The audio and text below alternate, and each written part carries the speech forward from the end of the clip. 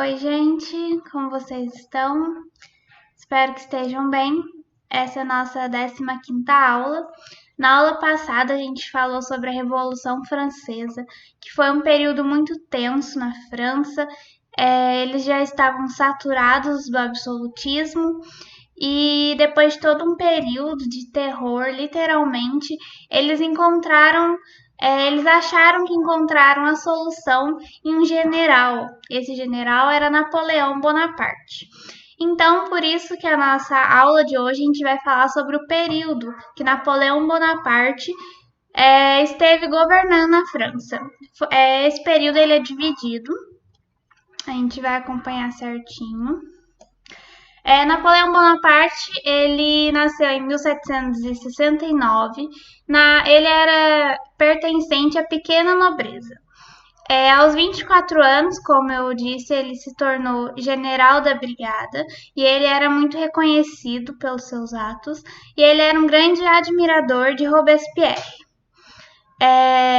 No período de terror da Revolução Francesa, uma das atitudes que mais gerou pavor na população foi a morte do rei Luís XVI. Ele foi guilhotinado, representando o que a população queria, que era o fim do absolutismo. Essa morte do rei Luís XVI não gerou medo só na população francesa, como nas nações europeias ao redor, porque essa ideia revolucionária podia se expandir para outros lugares. Então foi criada em 1793 a primeira coligação. Essas coligações eram alianças, uniões entre países que eram contra o que estava acontecendo na França. Porque nesses países é lógico que eles queriam manter o absolutismo, né? Quem governava os países queria se manter no poder.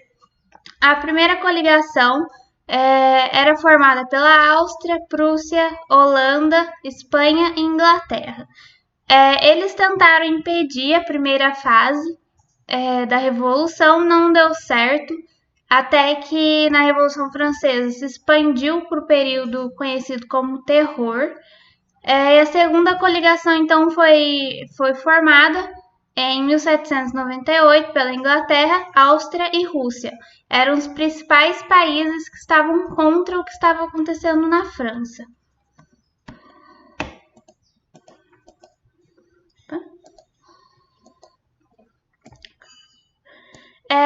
Como eu disse na aula anterior, Napoleão ele subiu ao poder pelo golpe de 18 Brumário, que ficou conhecido como golpe que o Napoleão deu para, além dele ter sido escolhido, ele deu esse golpe para assumir o poder. O período conhecido como consulado, que durou de 1799 a 1802, ele foi um período que foi dividido, um período que foi governado por 3 pessoas, 3 cônsules. Bonaparte, que era o primeiro cônsul, Sieyès e Roger Ducos, que eram respectivamente segundo e terceiro cônsules. Eles criaram então um esquema ditatorial para defesa contra os outros países. A principal intenção deles era criar uma estabilidade na França, e uma das atitudes que eles tomaram foi a criação do Banco da França, porque com isso eles conseguiam controlar a inflação e eles conseguiam dar um apoio à indústria e à agricultura que estava se desenvolvendo na época. Isso daqui é uma representação da época. Aqui no centro está Napoleão Bonaparte. A subida dele como cônsul não foi tão aceita por quem já estava no poder, porque sabia que ele ia, hora ou outra, ele ia se sobressair. Então, aqui nessa imagem a gente consegue ver algumas pessoas pareciam estar bem exaltadas, não estavam gostando, mas pela população ele foi bem aceito. Enquanto no período do consulado houve a criação do Código Civil. Esse Código Civil era baseado no direito romano ele garantia a igualdade perante a lei e a liberdade individual, porém, só para quem era considerado cidadão, porque, por exemplo, ao mesmo tempo que ele garantia a igualdade perante a lei, ele restaurou a escravidão. E proibia também greves de indústrias, greves de trabalhadores.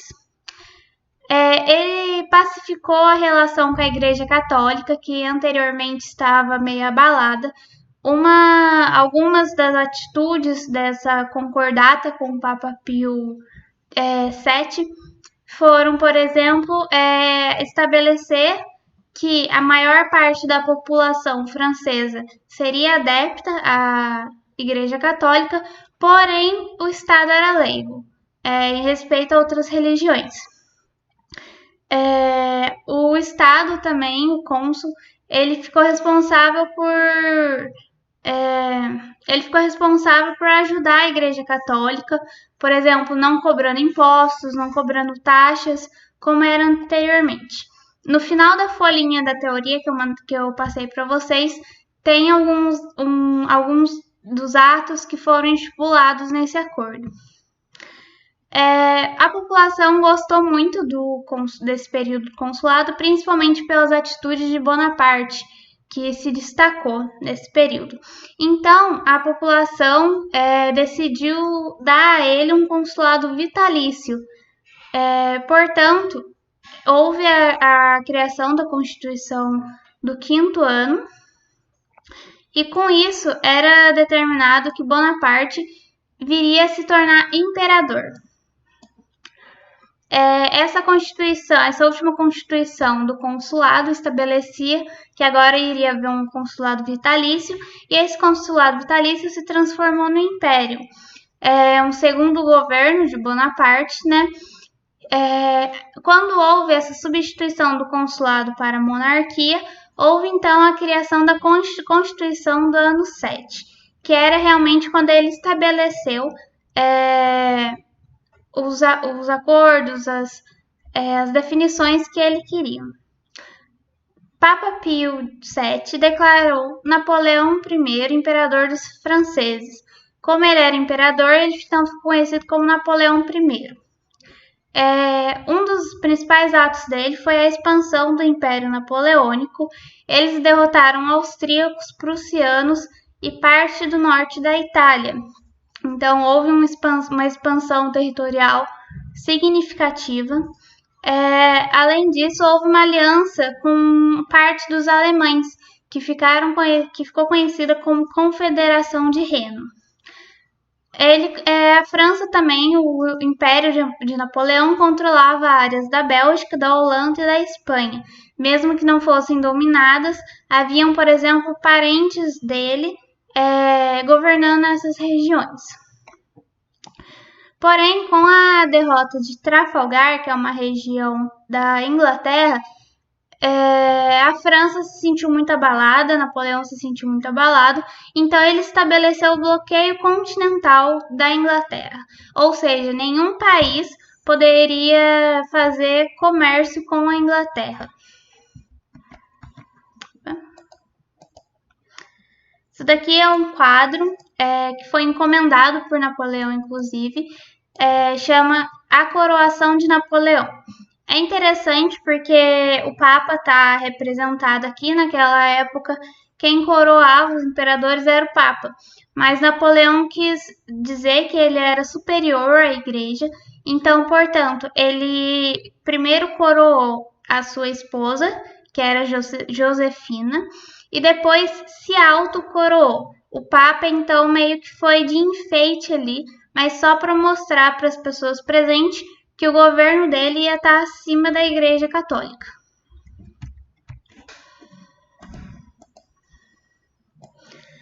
Ainda sobre o bloqueio continental, como Napoleão tinha controle de vários territórios, como eu disse anteriormente, ele impediu o comércio com a Inglaterra para enfraquecê-la, já que a Inglaterra, nesse período, estava passando pelo processo da Revolução Industrial, ainda sem as colônias americanas.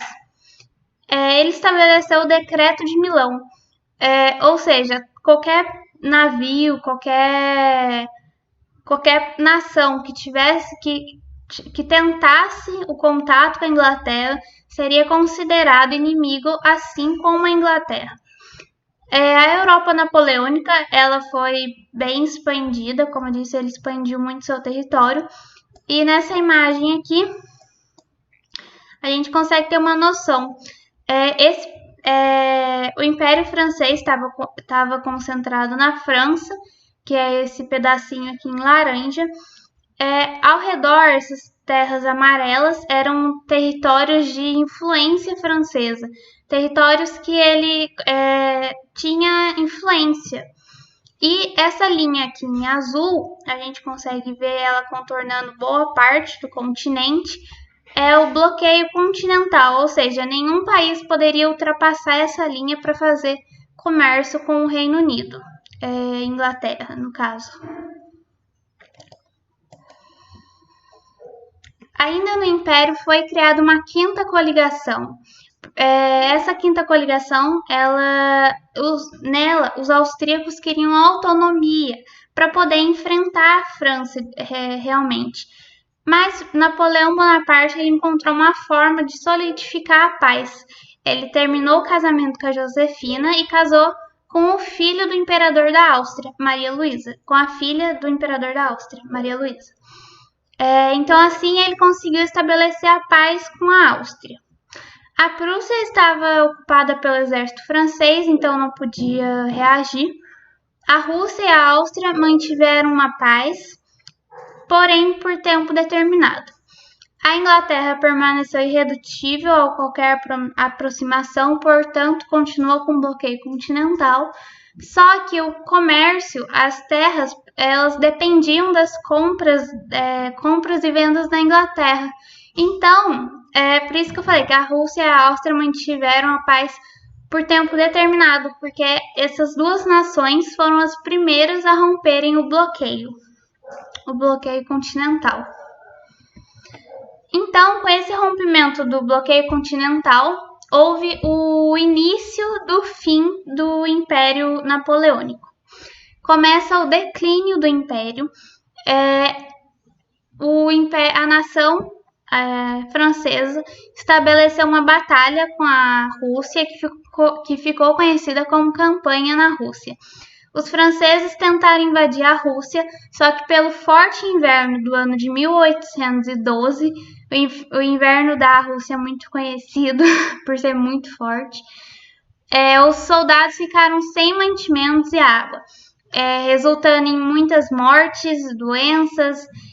Então acabou que eles nem foram para frente, eles retornaram para a França com apenas 2% do total que eles foram para a Rússia. Então muita gente morreu. Na Batalha das Nações, como o exército francês já estava enfraquecido por causa da campanha na Rússia, a sexta coligação, composta pela Prússia, Inglaterra, Rússia e Áustria, invadiram a França e obrigaram a Napoleão a assinar o Tratado de Fontainebleau em 1814. Bonaparte então foi exilado para a ilha de Elba, porém ele voltou. Enquanto ele foi exilado, Luís XVIII subiu ao trono. Só que ele foi exilado e não ia deixar isso desse jeito. Bonaparte desembarcou com mais de 1.000 soldados na França em 1815, um ano depois dele ter sido exilado, e foi muito bem recebido. Luís XVIII, que estava no poder, fugiu para a Bélgica. A Bélgica ela foi a primeira a tomar uma atitude, e então foi estabelecida a Batalha de Waterloo, e nessa batalha Napoleão foi derrotado e dessa vez obrigado novamente a se retirar da França, mas dessa vez foi definitivo. Então ele foi para a ilha de Santa Helena, e onde ele faleceu em 1821.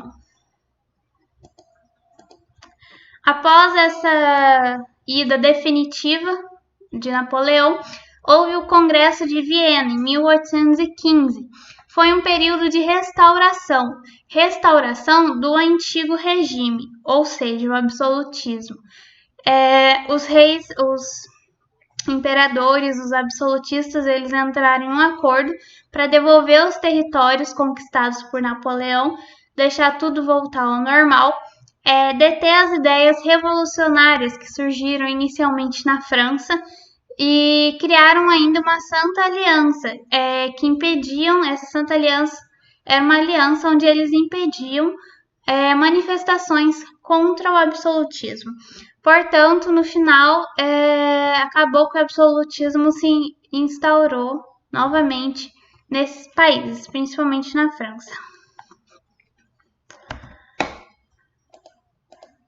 Eu trouxe aqui duas questões, essas duas questões estão na folhinha de teoria de vocês. É uma questão da Unesp, a primeira. Artigo 5º. O comércio de mercadorias inglesas é proibido e qualquer mercadoria pertencente à Inglaterra ou proveniente de suas fábricas e de suas colônias é declarada boa presa. Artigo 7º. Nenhuma embarcação vinda diretamente da Inglaterra ou das colônias inglesas ou lá tendo estado, desde a publicação do presente decreto, será recebida em porto algum. Artigo 8º. Qualquer embarcação que, por meio de uma declaração, transgredir a disposição acima, será apressada e o navio e sua carga serão confiscados como se fossem propriedade inglesa. Esse é um excerto do bloqueio continental, feito por Napoleão Bonaparte. Esses artigos do bloqueio continental, decretado pelo imperador da França em 1806, permitem notar a disposição francesa de o que eles estavam dispostos a fazer. Estimular a autonomia das colônias inglesas na América. Não foi com esse intuito que eles criaram o bloqueio continental. Impedir a Inglaterra de negociar com a França uma nova legislação para o comércio na Europa e nas áreas coloniais. O bloqueio continental não foi para impedir a Inglaterra de negociar com a França. A França até tentava negociar, só que a Inglaterra estava irredutível nas suas ideias. Provocar a transferência da corte portuguesa para o Brasil, por meio da ocupação militar da Península Ibérica. Também não tem nada a ver com o Brasil essa época. Ampliar a ação de corsários ingleses no norte do Oceano Atlântico, ampliar a hegemonia francesa nos mares europeus.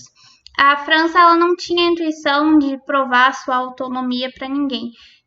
A França só queria impedir mesmo o comércio com a Inglaterra. Debilitar economicamente a Inglaterra, então em processo de industrialização, limitando seu comércio com o restante da Europa.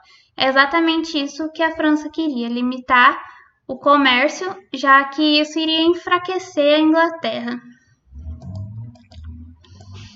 Então, a questão 1, a resposta certa é a E. A questão 2. Napoleão Bonaparte assumiu o poder na França em 1799.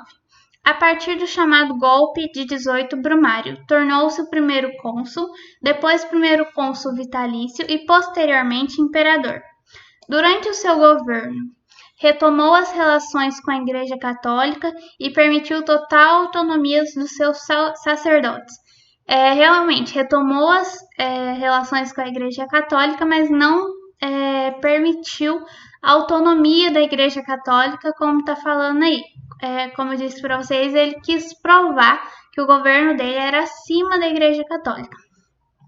Estabeleceu uma monarquia parlamentarista nos moldes do sistema de governo vigente na Inglaterra. A monarquia dele não era parlamentarista, o povo não tinha voz. Estabeleceu um novo Código Civil que manteve a igualdade jurídica para os cidadãos do sexo masculino e o direito à propriedade privada. Sim, entre várias coisas estabelecidas no Código Civil, essas duas faziam parte. Na próxima aula, a gente vai estudar sobre o pensamento no século XIX, ou seja, o pensamento que fez surgir o socialismo e o comunismo. Espero que vocês tenham entendido. Se tiver ficado alguma dúvida, me procurem, tanto dessa aula quanto da aula anterior, porque elas têm ligações diretas. Façam os exercícios e bons estudos. Até a próxima aula.